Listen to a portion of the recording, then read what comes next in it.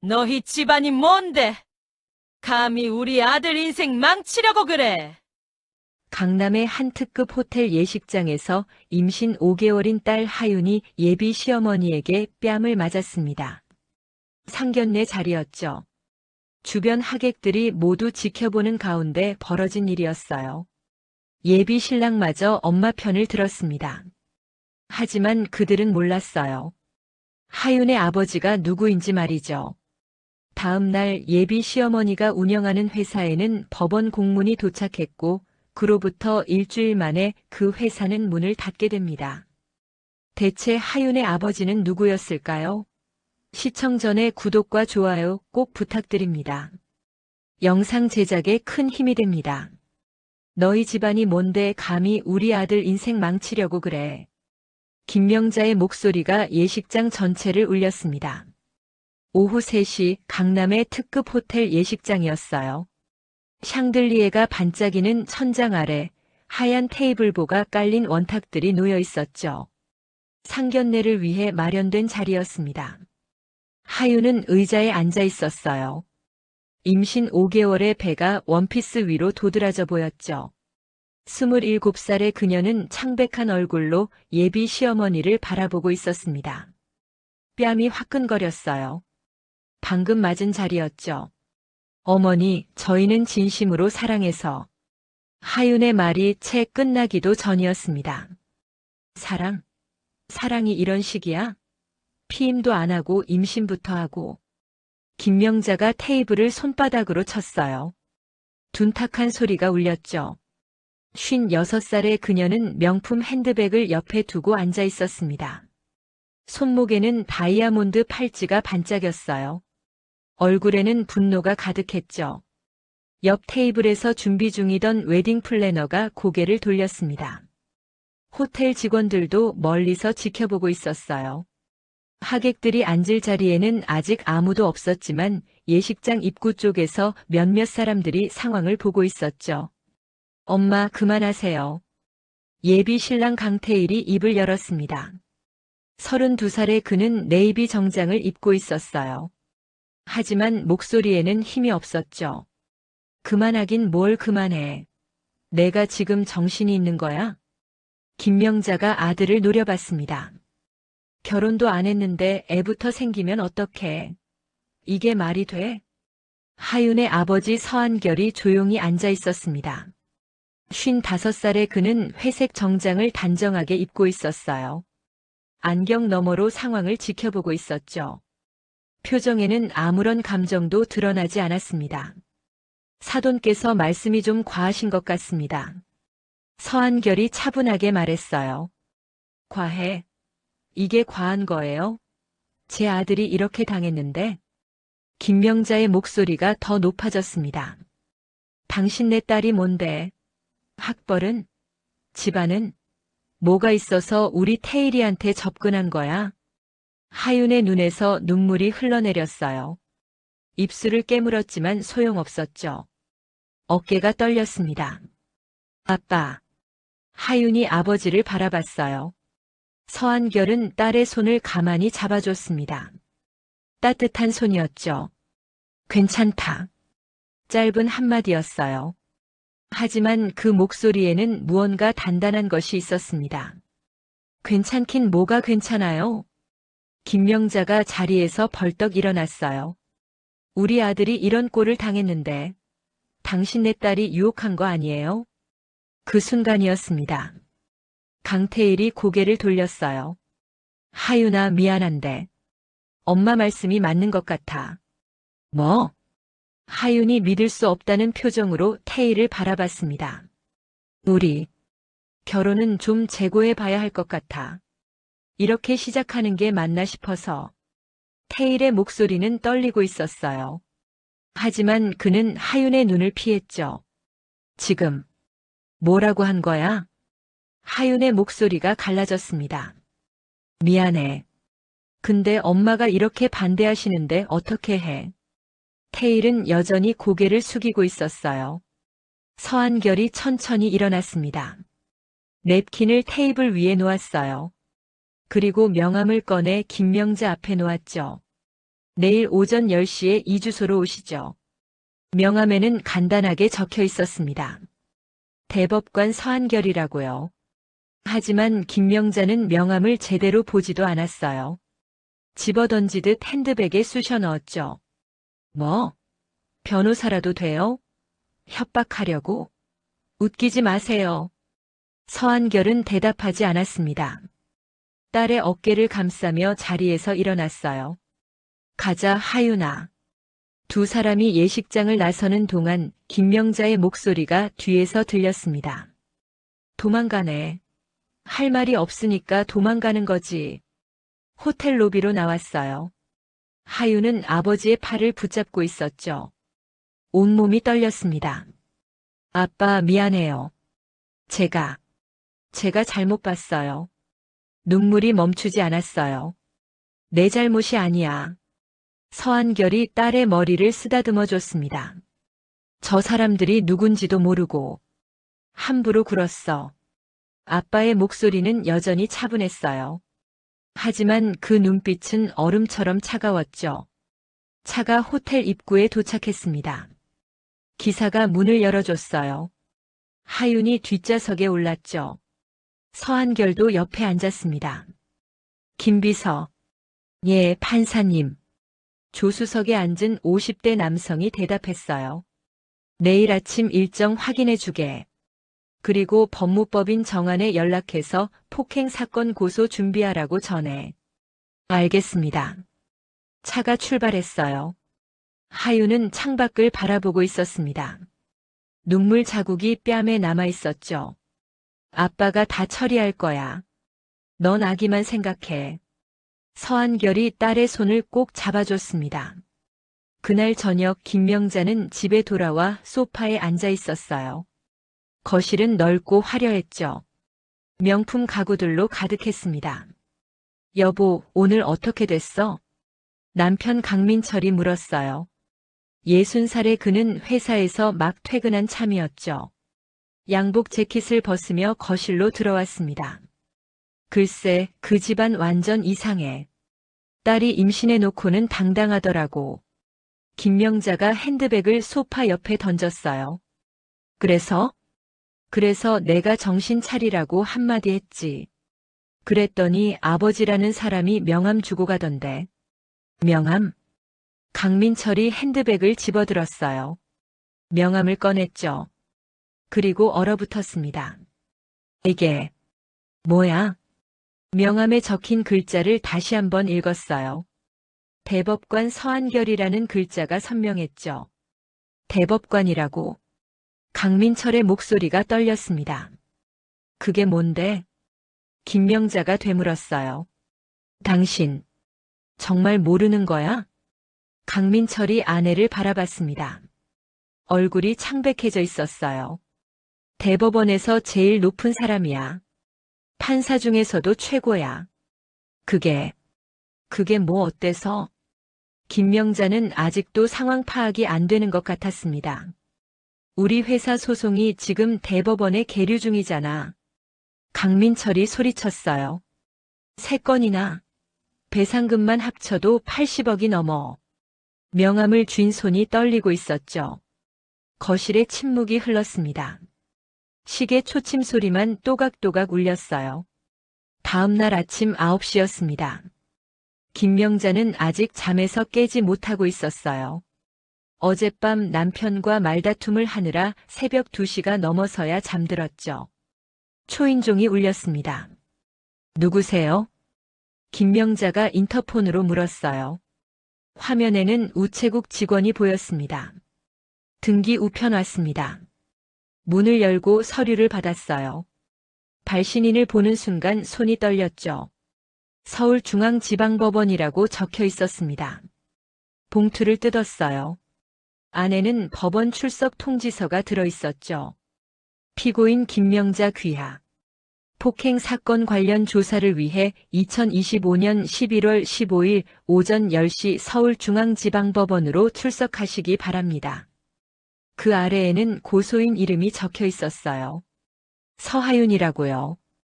김명자는 거실 소파에 주저앉았습니다. 서류가 바닥에 떨어졌어요.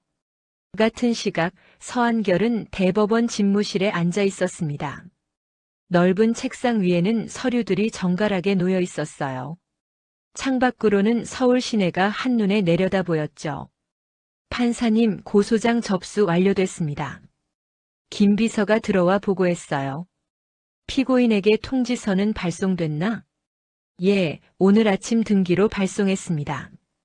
서한결이 고개를 끄덕였습니다. 그리고 다른 서류를 집어들었어요. 대한산업소송건은 3건 모두 대법원 계류 중입니다. 1심, 2심에서 모두 패소했고요. 재판 일정은 원래는 내년 3월이었는데 조정이 가능할 것 같습니다. 서한결의 눈빛이 차갑게 가라앉았어요. 다음 주로 앞당기게. 네. 김 비서가 놀란 표정을 지었죠. 규정상 문제가 법적 절차에 따라 진행하는 거야. 급박한 사정이 있다고 해. 피고 측 사정 말고 원고 측에서 요청이 들어왔다고 하면 돼. 알겠습니다. 김 비서가 물러갔어요. 서한결은 창밖을 바라봤습니다. 하늘은 맑고 푸르렀죠. 그 시각 대한산업사무실에서는 강민철이 변호사와 회의 중이었습니다. 변호사님, 정말 방법이 없습니까? 강민철이 물었어요. 50대 중반의 변호사가 고개를 저었죠. 1심, 2심에서 모두 졌습니다. 증거가 명확해서요. 상고해도 뒤집기는 어려울 겁니다. 그래도 대법원이 남았지 않습니까? 강민철의 목소리가 높아졌어요. 그게 문제입니다. 변호사가 서류를 펼쳤어요. 대법관 13명 중에 서한결 판사가 계십니다. 그게 무슨 상관입니까? 강민철이 되물었죠. 하지만 그의 얼굴은 이미 창백해져 있었습니다. 회장님 사모님께서 그분 따님을 폭행하셨다고 들었습니다. 변호사의 말에 강민철은 대답하지 못했어요. 대법관은 재판 배당을 받습니다. 어느 사건을 맡을지는 무작위지만 서 판사님이 우리 사건을 맡으시면 말을 잇지 못했죠. 하지만 의미는 명확했습니다. 강민철이 주먹으로 책상을 쳤어요. 당신이 뭘 한 거야? 집에 돌아온 강민철이 아내에게 소리쳤습니다. 나도 몰랐다니까. 대법관인 줄 어떻게 알아? 김명자도 지지 않고 소리쳤어요. 몰랐으면 함부로 손찌검을 하면 안 되는 거지. 임신한 여자 뺨을 때려. 그것도 호텔에서. 사람들이 다 보는 데서. 그 여자가 우리 아들을. 김명자의 말이 끊어졌습니다. 우리 아들이 뭘 잘못했는데. 사랑해서 만났고 아이가 생긴 건데. 강민철이 소파에 주저앉았어요. 30년 동안 쌓아온 회사가 하루아침에 무너질 수도 있어. 목소리가 떨리고 있었죠. 그럴 리가. 김명자도 불안한 표정이었습니다. 다음 주에 재판이래. 원래 내년 3월이었는데 갑자기 앞당겨졌어. 왜요? 모르겠어. 법원에서 일방적으로 통보했대. 거실이 조용해졌습니다. TV만 희미하게 켜져 있었어요. 며칠 뒤 하윤은 아버지 집무실을 찾아갔습니다. 대법원 건물은 웅장했어요. 높은 천장과 대리석 바닥이 인상적이었죠. 아빠. 집무실 문을 열고 들어갔어요. 서한결이 책상에서 일어나 딸을 맞이했습니다. 어떻게 왔어? 몸은 괜찮고? 네, 괜찮아요. 하윤이 소파에 앉았어요. 배가 많이 불러 있었죠. 아빠, 제가 너무 큰일 만든 것 같아요. 무슨 소리야? 서한결이 옆에 앉았습니다. 저 때문에 아빠가 곤란해지는 거 아니에요? 하윤의 목소리에는 걱정이 묻어났어요. 하윤아. 서한결이 딸의 손을 잡았습니다. 나는 대법관이기 전에 내 아버지야. 아빠. 누가 내 뺨을 때렸는데 가만히 있을 아버지가 어디 있겠니? 하윤의 눈에 눈물이 맺혔어요. 하지만 난 법관으로서도 일을 제대로 할 거야. 개인적인 감정으로 판결을 내리지 않아. 다만 정당한 절차에 따라 처리할 뿐이지. 서한결의 목소리는 단호했습니다. 그 사람들 회사는? 그건 별개의 문제야. 회사 소송은 이미 1심, 2심에서 판결이 났어. 증거도 명확하고. 나는 그저 법에 따라 판단할 뿐이야. 하윤이 고개를 끄덕였어요. 그날 저녁 강태일이 하윤에게 전화를 걸었습니다. 하윤은 전화를 받지 않았어요. 한 번, 두 번, 세 번. 전화는 계속 왔지만 받지 않았죠. 문자가 왔습니다. 하윤아, 미안해. 얘기 좀 하자. 하윤은 문자를 읽고 핸드폰을 내려놓았어요. 대답하지 않았죠. 재판날이 다가왔습니다. 대법원 법정은 엄숙한 분위기였어요. 높은 천장, 나무로 된 방청석, 그리고 중앙의 판사석이 위압적으로 자리 잡고 있었죠. 강민철은 변호사와 함께 피고인석에 앉아 있었습니다. 손에 땀이 났어요. 손수건으로 계속 닦아냈지만 소용없었죠. 기립. 법원 직원의 목소리가 울렸습니다. 모두가 일어났어요. 판사 3명이 입장했죠. 가운데 앉은 주심 판사는 60대 초반으로 보였습니다. 착석하십시오. 모두가 자리에 앉았어요. 주심 판사가 서류를 펼쳤습니다. 대한산업 손해배상 청구 사건을 시작하겠습니다. 변호사가 일어나 변론을 시작했어요. 하지만 판사들의 표정은 변하지 않았죠. 원고 측 주장에 대해 피고는 어떻게 생각하십니까? 주심 판사가 물었습니다. 저희는 정당한 거래였습니다. 하자가 있다는 주장은 변호사의 말이 이어졌어요. 하지만 판사석 오른쪽 끝에 앉은 서한결의 표정은 굳어 있었습니다. 증거 자료를 보면 명백합니다. 주심 판사가 말했어요. 1심, 2심 판결에서 이미 하자가 입증되었습니다. 피고 측 변론으로는 이를 뒤집기 어렵습니다. 재판은 1시간 동안 진행됐어요. 그리고 선고가 내려졌습니다. 피고 대한산업은 원고에게 배상금 28억을 지급하라.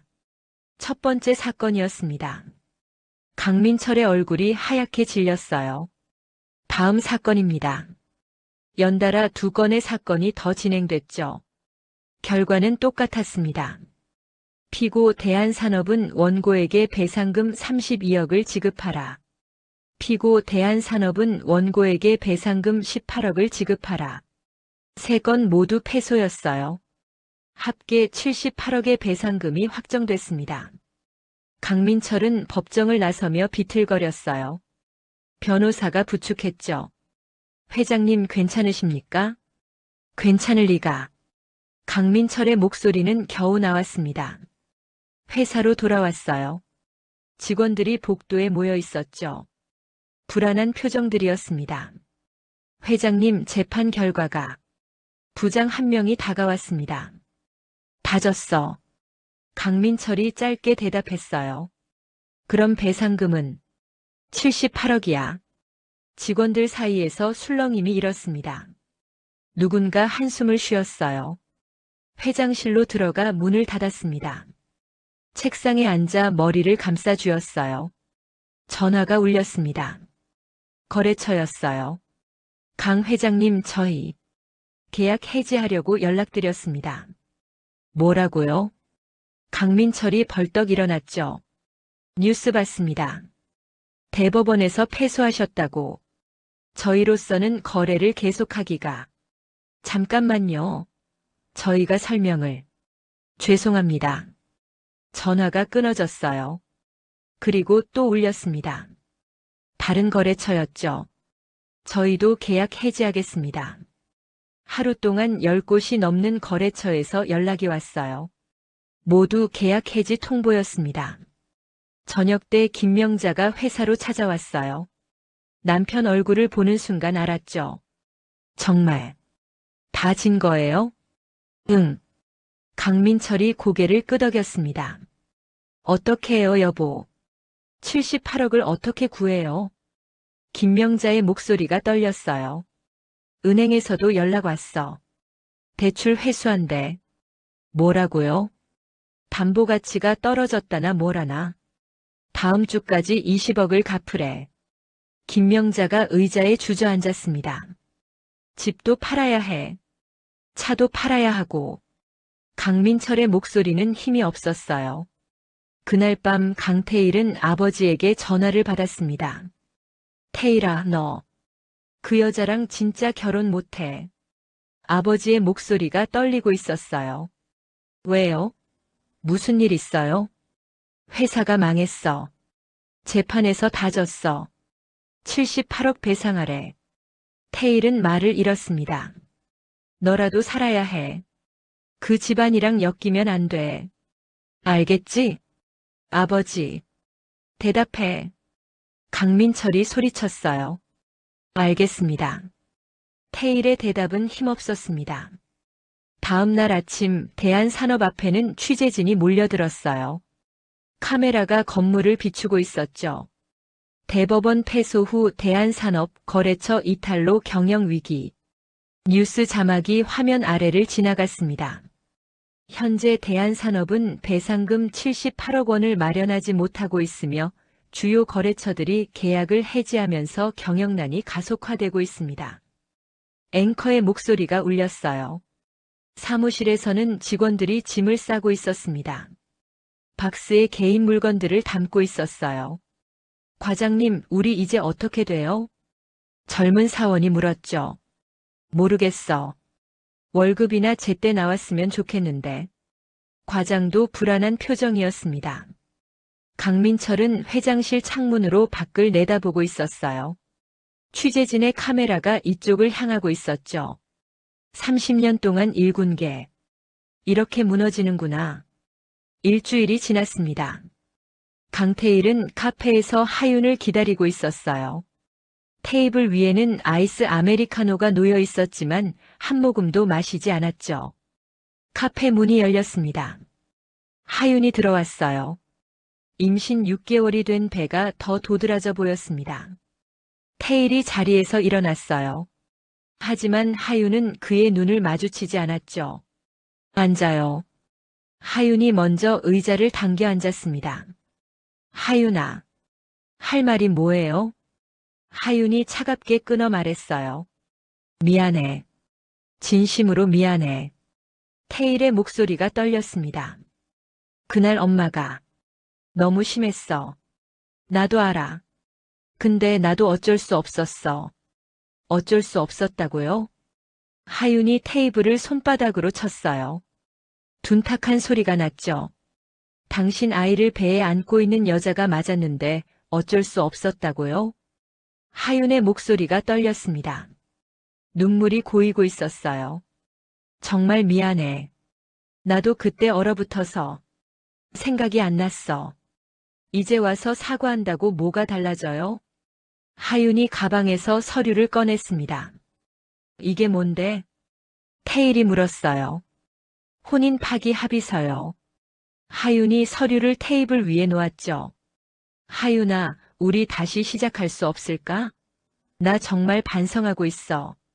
태일이 하윤의 손을 잡으려 했습니다. 하지만 하윤은 손을 뒤로 뺐어요. 당신 아버지한테 전화 받았죠? 뭐? 태일의 얼굴이 굳어졌습니다. 회사 망했으니 나랑 헤어지라고 했죠? 하윤의 목소리는 차가웠어요. 그게 어떻게 알았어? 다 알아요. 당신네 회사 재판 결과도 거래처 다 떨어져 나간 것도. 태일은 고개를 숙였습니다. 그러니까 더 미안해. 우리 집이 이렇게 됐는데 어떻게 너를 받아들여. 엄마도 계속 반대하고. 그만해요. 하윤이 손을 들어 말을 끊었습니다. 당신은 끝까지 엄마 편이네요. 나랑 뱃속의 아이보다. 태일이 얼굴을 들었어요. 눈이 붉어져 있었죠. 그게 아니라. 서명하세요. 하윤이 펜을 꺼내 테이블 위에 놓았습니다. 위자료 3억, 양육비 월 300만 원씩 20년. 변호사가 작성한 거예요. 3억? 태일의 목소리가 높아졌어요. 우리 집이 지금 이런 상황인데 어떡해. 그럼 법원 가요. 거기서 정하면 더 나올 수도 있어요. 하윤의 눈빛은 흔들리지 않았습니다. 테일은 펜을 집어들었어요. 손이 떨렸죠. 서류의 서명란을 바라봤습니다.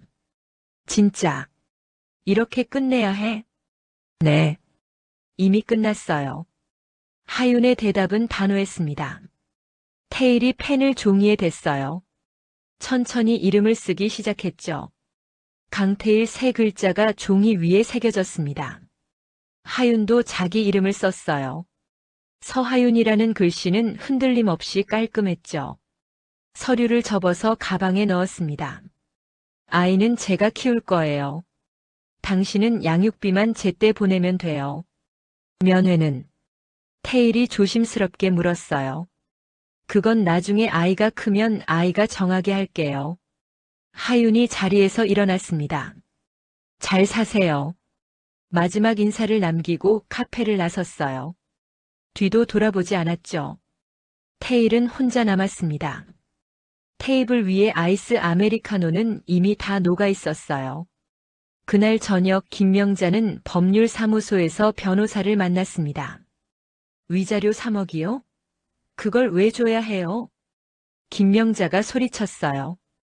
부인께서 상견례 자리에서 폭행을 하셨습니다. 게다가 피해자는 임신부였고요. 변호사가 차분하게 설명했죠. 그래도 3억은 너무한 거 아니에요? 법원 가면 더 나올 수 있습니다. 임신부 폭행은 가중처벌 대상이거든요. 김명자는 입을 다물었습니다. 양육비 월 300만 원도 적정 수준입니다. 거부하시면 강제 집행 당하실 겁니다. 변호사의 말에 김명자는 고개를 떨어뜨렸어요. 다른 방법은 없어요? 없습니다. 합의하시는 게 최선입니다. 김명자가 한숨을 쉬었습니다. 집도 팔아야 하는데 위자료까지. 그건 부인 자업자득입니다. 변호사의 말은 냉정했어요. 다음 날 대한산업에는 법원 경매 공고가 붙었습니다. 주황색 종이가 건물 입구에 붙어 있었어요. 직원들이 하나둘 모여서 공고를 보고 있었습니다. 진짜 경매 들어갔네. 이제 월급도 못 받겠구만.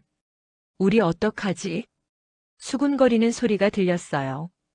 강민철은 사무실에서 박스를 싸고 있었습니다. 30년 동안 모은 물건들을 하나씩 담았죠. 회장님, 비서가 들어왔어요.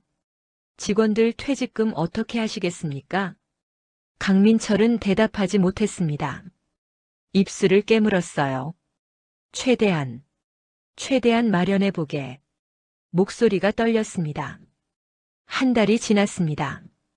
김명자는 법원에 서 있었어요. 피고인석이었죠. 옆에는 변호사가 앉아 있었습니다. 방청석에는 사람들이 가득 앉아 있었어요. 기자들도 몇 명 보였죠. 기립하십시오. 법원 직원의 목소리가 울렸습니다.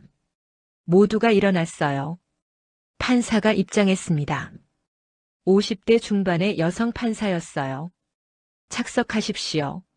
모두가 앉았죠. 판사가 서류를 펼쳤습니다. 서울중앙지방법원 2025 고정 7823 사건을 시작하겠습니다. 검사가 일어나 기소 내용을 낭독했어요. 피고인 김명자는 2025년 10월 21일 오후 3시경 강남구 소재 호텔 예식장에서 피해자 서하윤의 뺨을 손바닥으로 1회 때려 폭행하였습니다. 방청석에서 작은 술렁임이 일었어요. 피해자는 당시 임신 5개월로 피고인의 행위로 인해 정신적 충격을 받았습니다. 판사가 김명자를 바라봤습니다. 피고인 혐의를 인정하십니까? 김명자는 떨리는 목소리로 대답했어요. 그건 제가 화가 나서 예, 아니오로 대답해 주십시오. 판사의 목소리는 단호했습니다. 인정합니다. 김명자가 고개를 숙였어요. 하지만 저도 할 말이 있습니다. 김명자가 갑자기 목소리를 높였죠. 그 여자가 우리 아들을 유혹해서 임신을 했어요. 결혼도 안 했는데. 방청석에서 웅성거림이 커졌습니다. 피고인, 판사가 책상을 손으로 쳤어요. 법정에서는 질서를 지켜주시기 바랍니다. 피고인의 주장은 변호인을 통해 변론하십시오. 김명자의 변호사가 일어났습니다. 재판장님, 피고인은 순간적인 감정으로 실수를 저질렀을 뿐입니다. 검사가 일어났어요. 재판장님, 증거를 제시하겠습니다. 스크린에 영상이 나타났습니다. 호텔 예식장의 CCTV 영상이었어요. 영상에는 김명자가 하윤의 뺨을 때리는 장면이 선명하게 담겨 있었죠. 하윤이 뒤로 비틀거리는 모습도 보였습니다. 방청석에서 한숨 소리가 들렸어요. 또한 피해자의 진단서입니다. 검사가 서류를 제출했죠. 피해자는 사건 직후 병원에서 검진을 받았고 경추 염좌 및 정신적 충격으로 2주간의 치료가 필요하다는 진단을 받았습니다. 판사가 서류를 받아 읽었습니다. 증인 신문을 시작하겠습니다. 법원 직원이 증인석으로 안내했어요. 호텔 웨딩 플래너가 들어왔죠. 증인은 당시 상황을 목격했습니까? 예, 목격했습니다. 웨딩 플래너가 대답했어요. 어떤 상황이었습니까? 피고인께서 피해자에게 소리를 지르시더니 갑자기 뺨을 때리셨습니다.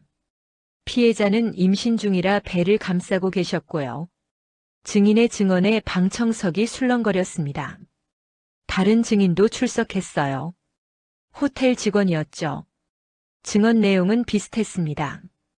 재판은 2시간 동안 진행됐어요. 김명자의 변호사가 마지막 변론을 했습니다. 재판장님, 피고인은 깊이 반성하고 있습니다. 선처를 부탁드립니다. 판사가 고개를 끄덕이고 서류를 정리했어요. 선고 공판은 2주 후에 진행하겠습니다. 방망이가 내려쳤습니다. 똑소리가 법정에 울렸어요. 김명자는 법정을 나서며 다리가 후들거렸습니다. 남편 강민철이 부축했어요. 여보, 어떡해. 김명자의 목소리는 떨리고 있었죠. 일단 집에 가자. 강민철도 힘없는 목소리였습니다. 2주가 지났습니다. 선고 공판 날이었어요. 법정은 다시 사람들로 가득 찼습니다. 김명자는 피고인석에 앉아 있었어요. 손을 꼭 쥐고 있었죠. 판사가 입장했습니다. 선고를 시작하겠습니다. 판사가 서류를 펼쳤어요. 피고인 김명자는 공공장소에서 임신부를 폭행한 죄로 징역 1년에 처합니다. 김명자의 얼굴이 창백해졌어요. 다만 피고인이 반성하고 있는 점을 고려하여 집행유예 2년을 선고합니다. 판사의 말이 이어졌죠. 추가로 벌금 500만 원을 부과합니다. 방망이가 다시 내려쳤습니다. 김명자는 의자에 주저앉았어요. 울음이 터져 나왔죠. 법정 밖으로 나왔을 때 기자들이 몰려들었습니다. 임신부 폭행에 대해 어떻게 생각하십니까? 반성하고 계십니까? 카메라 플래시가 터졌어요. 김명자는 고개를 숙인 채 걸었습니다. 강민철이 기자들을 밀어내며 아내를 보호했어요. 비켜주세요. 비켜주십시오. 차에 타고 나서야 한숨을 쉬었죠. 그날 저녁 뉴스에는 김명자의 모습이 나왔습니다. 임신부 폭행 사건의 가해자 김명자 씨에게 오늘 징역 1년 집행유예 2년이 선고됐습니다. 앵커의 목소리가 울렸어요. 화면에는 법정을 나서는 김명자의 모습이 나왔죠. 고개를 숙이고 걷는 모습이었습니다. 피해자는 대법관 서한결 판사의 딸로 사건 발생 이후 가해자 가족이 운영하는 회사가 대법원 소송에서 패소하면서 경영난을 겪고 있는 것으로 알려졌습니다. 김명자는 TV를 끄고 소파에 주저앉았어요. 판결이 난 다음 날부터 김명자의 일상은 완전히 달라졌습니다. 아침에 현관문을 열고 나가는 것조차 두려웠어요. 슈퍼마켓에 갔습니다. 장을 봐야 했거든요. 입구에 들어서자 주인 아주머니의 시선이 느껴졌죠. 어서 오세요. 인사는 했지만 목소리가 차가웠습니다. 예전과 달랐어요. 김명자는 장바구니를 들고 야채 코너로 갔어요. 옆에서 두 아주머니가 수군거리는 소리가 들렸습니다. 저 사람 봤어? TV에 나온 그 사람이잖아. 맞아. 임신한 여자 때린 사람. 김명자의 손이 떨렸습니다. 당근을 집으려다가 떨어뜨렸어요. 바닥에 굴러간 당근을 주우려고 허리를 숙였죠. 그때 한 아주머니가 지나가면서 중얼거렸습니다. 저런 사람이 여기 왜 와? 김명자는 장바구니를 놓고 슈퍼를 나왔습니다. 장도 다 보지 못한 채였어요. 집으로 돌아오는 길 아파트 엘리베이터에서 이웃을 만났습니다. 안녕하세요. 김명자가 인사했어요. 하지만 이웃은 고개만 까닥하고 휴대폰을 봤죠. 대답도 없었습니다. 엘리베이터 안은 침묵으로 가득했어요. 층수 표시등만 하나씩 켜졌다 꺼졌습니다. 12층에 도착했어요. 이웃이 먼저 내렸죠. 김명자는 15층까지 혼자 올라갔습니다. 집에 들어와 소파에 앉았어요. 휴대폰을 꺼내 들었죠. 단톡방 알림이 99로 떠 있었습니다. 친구들과의 단톡방이었어요. 클릭해서 들어갔습니다. 그런데 이상했죠. 대화 내용을 불러올 수 없습니다. 화면에 메시지가 떴어요. 강퇴당한 거였습니다. 김명자는 친구 한 명에게 개인 메시지를 보냈어요. 나 왜 단톡방에서 나간 거야? 답장은 한참 뒤에 왔습니다. 언니 미안해. 근데 우리도 입장이 있잖아. 언니랑 같이 다니면 사람들이 뭐라고 할지. 더 이상 읽지 않았습니다. 휴대폰을 소파에 던졌어요. 다음 날 골프 모임이 있는 날이었습니다. 김명자는 평소대로 골프장에 갔어요. 클럽하우스에 들어섰죠. 회원들이 모여 있었습니다. 안녕하세요. 인사를 했어요. 하지만 아무도 대답하지 않았습니다. 고개를 돌리거나 다른 곳을 보고 있었죠. 언니들, 오늘 몇 시에 라운딩이에요? 김명자가 다가가 물었습니다. 아, 그게. 오늘은 인원이 다 찼어. 한 언니가 어색하게 대답했어요. 그런데 저도 회원인데요? 김명자가 당황해서 물었죠. 미안한데 우리 모임 규정이 좀 바뀌었어. 이미지 관리 차원에서. 말끝을 흐렸습니다. 이미지 관리요? 김명자의 목소리가 떨렸어요. 언니도 알잖아. 요즘 SNS에 다 올라오고 그러니까. 우리 모임이 이상하게 보일까봐. 그 말에 김명자는 더 이상 말하지 못했습니다. 클럽하우스를 나왔어요. 주차장까지 걸어가는 동안 눈물이 흘러내렸죠. 차에 타서 한참을 울었습니다. 핸들에 이마를 대고 흐느꼈어요. 저녁에 백화점에 갔습니다. VIP 라운지를 이용하려고요. 카드를 제시했죠. 죄송합니다만 고객님 회원 자격이 정지되었습니다. 직원이 조심스럽게 말했어요. 네. 왜요? 김명자가 물었습니다. 본사 방침이라고만 들었습니다. 자세한 사항은 직원이 말을 잇지 못했어요. 김명자는 라운지를 나왔습니다. 복도를 걷는데 아는 얼굴이 보였어요. 골프 모임에서 만난 언니였죠. 언니. 김명자가 반갑게 불렀습니다. 하지만 그 언니는 고개를 돌렸어요. 못 본 척하고 다른 쪽으로 걸어갔죠. 김명자는 그 자리에 멈춰 섰습니다. 집에 돌아왔어요. 현관문을 열고 들어서자 남편이 거실에 앉아 있었죠. 여보. 강민철이 불렀습니다. 응. 김명자가 힘없이 대답했어요. 우리 이혼하자. 강민철의 말에 김명자는 얼어붙었습니다. 뭐라고? 당신 때문이야. 회사도 망했고 내 인생도 다 망했어. 강민철의 목소리에는 원망이 가득했어요. 30년 동안 일군 게 하루아침에 사라졌어. 다 당신 때문이야. 여보, 나도. 김명자가 말하려 했지만 강민철이 손을 들어막았죠. 변명하지 마. 나 더 이상 못 견디겠어. 강민철이 자리에서 일어났습니다. 내일 짐 싸서 나갈게. 이혼 서류는 변호사 통해서 보낼 거야. 방으로 들어가 문을 닫았어요. 김명자는 거실에 혼자 남았습니다.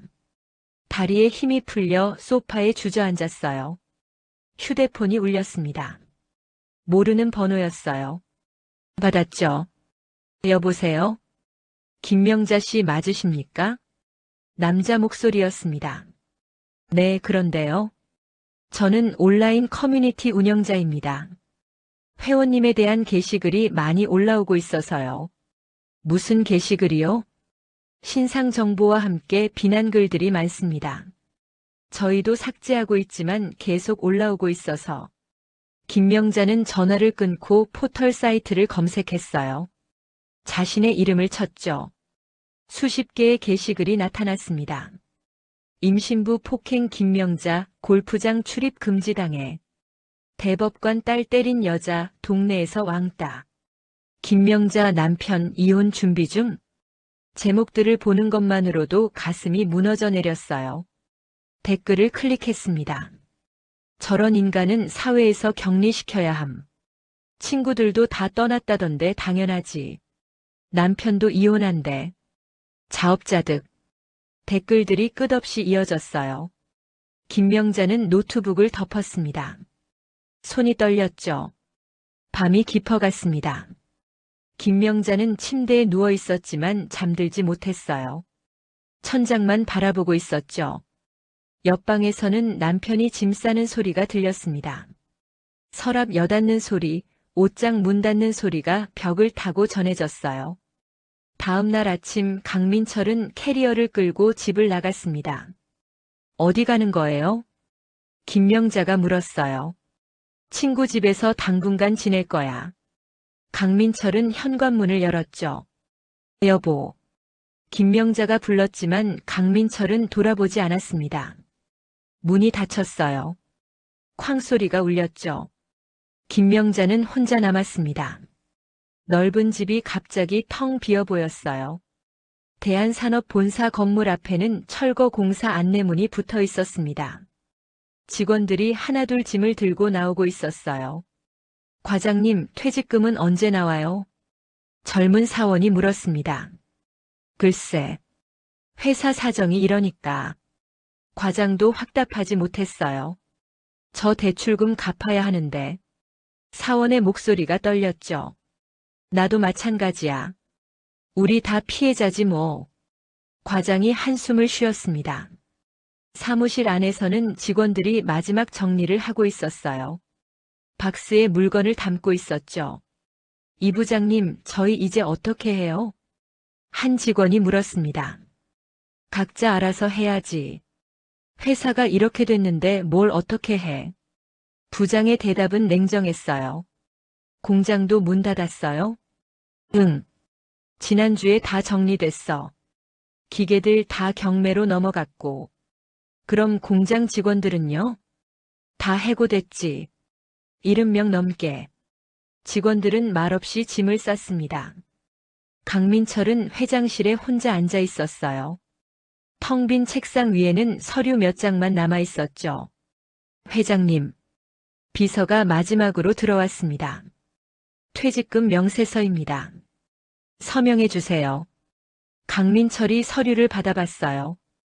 70명이 넘는 직원들의 명단이 적혀 있었죠. 이거 다 지급할 수 있나? 비서가 고개를 저었습니다. 자금이 부족합니다. 일단 절반만. 절반? 강민철의 목소리가 높아졌어요. 배상금 때문에 회사 자금이 바닥났습니다. 어쩔 수 없습니다. 강민철은 펜을 집어들었습니다. 손이 떨렸어요. 서명을 하는데 한참 걸렸죠. 미안하네. 자네도 고생했어. 비서에게 말했습니다.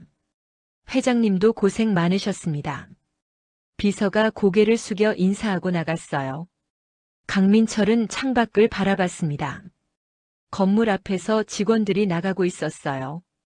30년 동안 함께한 사람들이었죠. 휴대폰이 울렸습니다. 은행에서 온 전화였어요. 강 회장님, 대출금 상환 기한이 지났습니다. 알고 있습니다. 강민철이 대답했어요. 담보로 잡힌 아파트 경매 진행하겠습니다. 그러십시오. 전화를 끊었습니다. 며칠 뒤 강민철과 김명자가 살던 아파트에도 경매 공고가 붙었어요. 주황색 스티커가 현관문에 붙어 있었죠. 김명자는 아파트 안에서 짐을 싸고 있었습니다. 30년 동안 모은 물건들을 박스에 담았어요. 명품 가방들, 골프채, 고급 식기들이 하나씩 박스에 들어갔죠. 다 팔아야 해요? 김명자가 물었습니다. 옆에는 중고거래업체 직원이 서 있었어요. 네. 경매로 넘어가기 전에 처분하시는 게 좋습니다. 직원이 물건들을 감정하기 시작했어요. 이 가방은 50만 원, 이건 30만 원. 가격을 매기는 소리가 들렸죠. 김명자는 소파에 앉아 있었습니다. 눈물이 흘러내렸어요. 그때 전화가 왔습니다. 아들 강태일이었죠. 엄마. 태일의 목소리가 들렸어요. 태일아. 엄마, 나 해외로 나가려고 해. 뭐라고? 김명자가 벌떡 일어났습니다. 한국에 있으면 취업도 안 돼. 엄마 때문에 내 이름까지 다 알려졌잖아. 태일이야, 그게 무슨 소리야? 미안해, 엄마. 근데 나도 살아야 해. 전화가 끊어졌어요. 김명자는 다시 전화를 걸었습니다. 하지만 받지 않았어요. 한 번, 두 번, 세 번 모두 받지 않았죠. 다음 날 강태일은 인천공항에 있었습니다. 캐리어를 끌고 출국장으로 향하고 있었어요. 출입국 심사대 앞에 섰습니다. 여권을 내밀었죠. 심사관이 여권을 스캔했어요. 그리고 화면을 보더니 표정이 굳어졌습니다. 잠시만요. 심사관이 전화를 걸었어요. 이쪽으로 오십시오. 강태일은 옆 사무실로 안내됐습니다. 무슨 일이죠? 태일이 물었어요. 출국 금지 대상자십니다. 심사관이 서류를 보여줬죠. 출국 금지요? 왜요? 양육비 미납 건으로 법원에서 출국 금지 조치가 내려졌습니다. 태일의 얼굴이 창백해졌어요. 아직 한 번도 안 보냈는데요. 합의서에 따르면 이번 달부터 지급하기로 되어 있습니다. 미납 시 법적 조치를 취하기로 했고요. 태일은 말을 잃었습니다. 공항 밖으로 나왔어요. 캐리어를 끌고 주차장으로 걸어갔죠. 휴대폰으로 아버지에게 전화했습니다. 아빠, 나 출국 금지됐어. 그래. 강민철의 목소리는 힘이 없었어요. 어떡해요? 나도 모르겠다. 양육비를 내야 풀릴 텐데 지금은 돈이 없어. 태일은 전화를 끊고 차에 앉았습니다. 핸들을 꽉 쥐었어요. 같은 시각 대한산업 건물에는 철거 작업이 시작됐습니다. 간판이 떼어지고 있었어요. 대한산업이라는 글자가 하나씩 사라졌죠. 30년의 역사가 끝나는 순간이었습니다. 6개월이 흘렀습니다. 봄이 왔어요. 벚꽃이 만개한 거리는 화사했죠. 병원 분만실 앞에서 서한결이 서성이고 있었습니다. 초조한 표정이었어요. 안에서 아기 우는 소리가 들렸습니다. 문이 열렸어요. 간호사가 나왔죠. 대법관님 축하드립니다. 건강한 손녀입니다. 서한결의 얼굴에 미소가 번졌습니다. 딸은요? 산모도 건강합니다. 곧 회복실로 옮길 예정입니다. 감사합니다. 서한결이 고개를 숙여 인사했어요. 잠시 뒤 회복실로 들어갔습니다. 하윤이 침대에 누워 아기를 안고 있었어요. 아빠. 하윤이 미소 지으며 아버지를 불렀죠. 고생했다, 우리 딸. 서한결이 침대 옆에 앉았습니다. 손녀 보세요. 하윤이 아기를 보여줬어요. 작은 손가락이 움직이고 있었죠. 이쁘네. 이름은 정했어? 네. 서하윤이요. 좋은 이름이다. 서한결이 손녀의 볼을 살짝 만졌습니다. 따뜻했어요. 아빠, 제가 이렇게 될 줄 몰랐어요. 하윤의 목소리가 조용했습니다. 엄마 없이 아이를 키우게 될 줄은. 말끝을 흐렸죠. 혼자가 아니야. 내가 있잖아. 서한결이 딸의 손을 잡았습니다. 그리고 넌 충분히 강해. 이미 증명했잖니.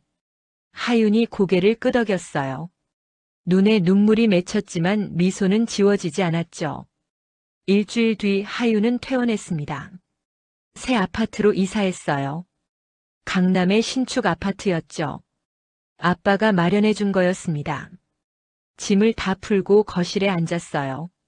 창밖으로 한강이 보였습니다. 예쁘다, 아기야. 여기가 우리 집이야. 하윤이 아기에게 속삭였어요. 현관문이 열렸습니다. 서한결이 퇴근 후 들렀어요. 아빠, 벌써 오셨어요? 응. 손녀 얼굴 봐야지. 서한결이 아기를 안아들었습니다. 아윤이가 할아버지 품에서 웃었어요. 이제 적응 좀 됐어? 서한결이 물었죠. 네. 아직은 정신없지만 괜찮아요. 하윤이 차를 내왔습니다. 대학원은 어떻게 할 거야? 다음 학기에 복학하려고요. 아기는 낮에 육아도우미분이 봐주실 거예요. 그래. 공부 계속해야지. 서한결이 고개를 끄덕였어요. 아빠 감사해요. 아빠 아니었으면. 하윤의 말이 끊어졌습니다. 당연한 거야. 넌 내 딸이니까. 두 사람은 창밖을 바라봤습니다. 해가 지고 있었어요. 같은 시각 김명자는 작은 원룸에 앉아 있었습니다. 고시원만한 방이었어요. 테이블 위에는 편의점 도시락이 놓여 있었죠. 반도 먹지 않았습니다. 휴대폰을 켰어요. SNS를 열었죠. 여전히 자신에 대한 게시글들이 올라오고 있었습니다. 김명자 근황, 원룸에서 혼자 산다던데. 대법관 딸 때린 여자, 남편한테도 버림받아. 제목들을 보다가 휴대폰을 끄고 말았어요. 창밖을 봤습니다. 좁은 골목이 보였어요. 예전에 살던 넓은 아파트와는 너무 달랐죠. 다음 날 김명자는 마트에서 일을 시작했습니다. 계산대에 앉아 물건을 찍고 있었어요. 어서 오세요. 기계적으로 인사했습니다. 손님이 물건을 계산대에 올렸어요. 바코드를 찍었죠. 손님이 카드를 내밀었습니다. 계산을 끝내고 영수증을 건넸어요. 감사합니다. 하루 종일 서 있었습니다. 다리가 아팠어요. 허리도 아팠죠. 퇴근 시간이 됐습니다. 옷을 갈아입고 마트를 나섰어요.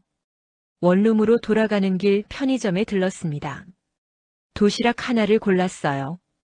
제일 싼 거였죠. 집에 돌아와 도시락을 데웠습니다. 혼자 먹었어요. TV도 켜지 않았죠. 휴대폰이 울렸습니다. 강태일이었어요. 오랜만이었죠. 엄마. 태일의 목소리가 들렸습니다. 태일아. 엄마, 나 양육비 때문에 출국도 못해. 어떻게? 태일의 목소리에는 짜증이 섞여 있었어요. 엄마도 어쩔 수 없어. 엄마도 지금. 말을 잇지 못했습니다. 아빠는 뭐 해? 아빠는 엄마랑 이혼했어. 뭐? 태일이 놀란 목소리로 물었어요. 다 엄마 혼자 책임지라고 하더라. 김명자의 목소리가 떨렸습니다. 그럼 나는 어떡해요? 양육비 300만 원씩 어떻게 내라고? 태일이 소리쳤어요. 엄마도 모르겠어. 김명자가 울먹이며 말했죠. 전화가 끊어졌습니다. 김명자는 휴대폰을 내려놓았어요. 그날 밤 하윤은 아기를 재우고 책상 앞에 앉았습니다. 노트북을 켰어요. 대학원 수강 신청 사이트에 접속했죠. 다음 학기 과목들을 살펴봤습니다. 하나씩 클릭해서 담았어요. 법학 과목들이었죠. 아빠처럼 법조인이 되고 싶었습니다. 약한 사람들을 도와주고 싶었어요. 자신처럼 힘든 사람들에게 희망이 되고 싶었죠. 몇 달이 더 지났습니다. 여름이 왔어요. 하유는 대학원에 복학했습니다. 아기는 집에서 육아도우미가 돌봐주고 있었어요. 강의실에 앉아 수업을 들었습니다. 집중해서 필기했죠. 쉬는 시간 동기가 말을 걸었어요. 하윤아, 복학한 거 축하해. 고마워. 하윤이 미소 지었습니다. 아기 키우면서 공부하기 힘들지 않아? 힘들긴 한데. 해야 할 일이니까. 하윤의 대답은 단단했어요. 수업이 끝나고 집으로 돌아왔습니다. 아기가 잠들어 있었어요. 육아도우미에게 수고했다고 인사하고 배웅했죠. 아기를 안아들었습니다. 따뜻한 체온이 느껴졌어요. 엄마 왔어. 아윤이가 눈을 떴습니다. 엄마를 보고 웃었어요. 하윤도 웃었죠. 진심으로 행복한 미소였습니다. 저녁 때 서한결이 찾아왔어요. 오늘 학교 어땠어? 좋았어요. 역시 공부는 재미있어요. 하윤이 대답했습니다. 그래. 열심히 해. 아빠가 응원할게. 서한결이 손녀를 안아들었어요. 아윤이가 할아버지를 보고 까르르 웃었습니다. 우리 손녀 많이 컸네. 그러게요. 벌써 이렇게 컸어요. 하윤이 아기의 볼을 쓰다듬었어요. 세 사람은 거실에 함께 앉아 있었습니다. 창밖으로 석양이 보였어요. 아빠, 전 이제 괜찮아요. 하윤이 말했습니다. 정말 괜찮아. 우리 셋이서 잘 살 거예요. 목소리에는 확신이 담겨 있었죠. 그래. 우리가 가족이니까. 서한결이 딸의 어깨를 두드렸습니다. 해가 완전히 지고 밤이 왔어요. 하윤은 아기를 재운 뒤 발코니로 나갔습니다. 한강이 내려다 보였어요. 야경이 아름다웠죠. 1년 전을 떠올렸습니다. 상견례에서 뺨을 맞았던 날 모든 게 무너지는 것 같았어요. 하지만 지금은 달랐습니다. 아기가 있고 아버지가 있고 미래가 있었어요. 혼자가 아니었습니다. 그리고 혼자서도 설 수 있었죠. 하윤은 깊게 숨을 들이쉬었습니다. 밤 공기가 시원했어요. 미소를 지었죠. 작지만 단단한 미소였습니다. 다시 시작할 수 있었어요. 그리고 더 강해질 수 있었죠. 별이 하늘에 가득했습니다. 하윤은 한참 동안 하늘을 바라봤어요. 그리고 집 안으로 들어갔습니다. 아기가 자고 있는 방으로 갔죠. 아윤이의 얼굴을 내려다봤습니다. 평화로운 얼굴이었어요. 우리 잘 살자. 하윤이 작게 속삭였습니다. 엄마가 지켜줄게. 아무도 너를 함부로 대하지 못하게. 아기의 손을 가만히 잡았어요. 작고 따뜻한 손이었죠. 그날 밤 하윤은 평온하게 잠들었습니다. 오랜만에 악몽 없는 잠이었어요. 새로운 시작이었습니다. 그리고 행복한 시작이었죠. 오늘 이야기가 좋으셨다면 구독과 좋아요, 알람 설정 잊지 마시고 소중한 댓글 하나가 큰 힘이 됩니다. 시청해주셔서 진심으로 감사드립니다.